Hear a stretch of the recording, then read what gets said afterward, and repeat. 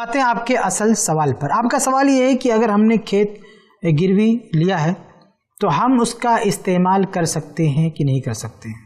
आपका कहना है कि सामने वाले ने जिसने खेत गिरवी रखा उसने इजाज़त दे दी है और गवाहों की मौजूदगी में भी ये बात तय हो गई है, तो ये जायज़ है कि नहीं। तो इसका जवाब ये है कि बिल्कुल नाजायज़ है। ये कतन ये सूद है, सूद, ये बिल्कुल सूद है, क्योंकि आप कर्ज पे नफा ले रहे हैं। सूद किसको कहते हैं? सूद की डेफिनेशन क्या है? कुल्लु कर्ज़िन जर्र मनफ़अतन फ़हुव रिबा, कि हर वो कर्ज जो नफा दिलाए वो सूद है।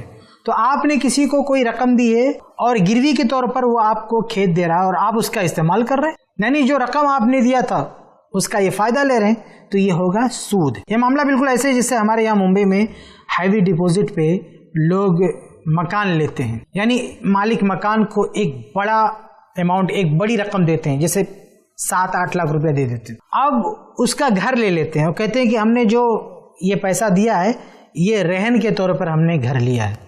अब उसमें रहते हैं और किराया नहीं देते हैं, कहते हैं ये तो रहन है, हम इसका इस्तेमाल करें। हालांकि ये सूद है, क्योंकि जो पैसा दिया उसके बदले में ये घर उसका इस्तेमाल कर रहा है। यही मामला आपका है कि आपने किसी को पैसा दे दिया और गिरवी के तौर पर आपके पास खेत है, आप उसका इस्तेमाल कर रहे हैं, उससे फ़ायदा उठा रहे हैं।